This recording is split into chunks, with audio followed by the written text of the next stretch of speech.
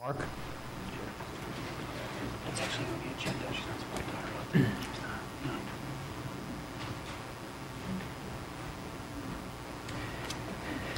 that. At the last regular council meeting, I pointed out that the City Council had been inappropriately violating its own statute as far as voting procedures go, as far as when the mayor can vote and when he cannot vote on issues.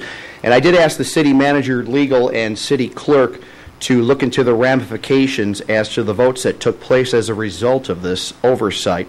I want to find out, perhaps we can get an update from city staff on this.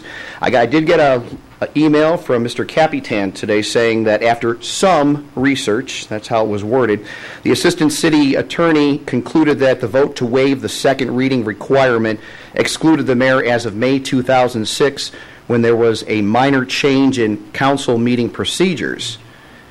Now, you mentioned the word some and not the word extensive in your email. So this does concern me. So I'd like to find out, first off, if I can somehow get a copy of the research that was conducted by the assistant city attorney. And I want to make sure this research was not done in haste and was indeed exhaustive, okay? There's a lot of potential ramifications as far as that goes.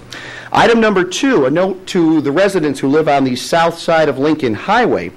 The DeKalb Sanitary District is still planning on building a stinky, smelly sludge facility on the south side of DeKalb near the Annie Glidden Toll Plaza. And you know what this means? We'll be holding our nose on those hot summer days, perhaps, if things are not done appropriately here. Now, there was talk of moving this facility elsewhere.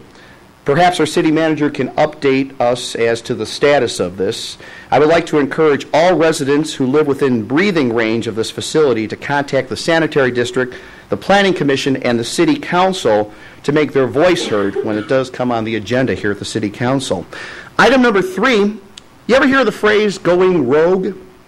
Now, it's not just the title of a best-selling book by our former vice presidential candidate. It aptly describes the DeKalb Citizens Community Enhancement Commission, the CCEC. Quick review for those of you watching, those of you in chambers here. On its September 21st meeting, the CCEC spent a great deal of time discussing ways to silence citizens in our community who choose to express their opinions on issues affecting DeKalb through the media. Now, I want to quote from the official minutes that were passed by this city council, that were officially approved, I should say. Quoting now, it was suggested that the CCEC speak to the Daily Chronicle to see what can be done regarding the untruths and personal attacks on city and its employees. The membership of the committee has chosen to classify public disagreement as quote-unquote misinformation. Now, what are they threatening to do? Boycott the advertisers of all media outlets, sue the bloggers, put duct tapes over our mouths? The purpose of this committee, Mr. Mayor, I remind you, is to enhance the community and not to silence the citizens of our community. I don't believe the CCEC members are faithfully engaged in the specified purpose of this committee. So I call upon the members of this committee who were present at this meeting to resign their positions. In the event that they do not, I call upon Mayor Polson, who continually advocates transparency in government, to dissolve the membership of this committee immediately. Thank you. John.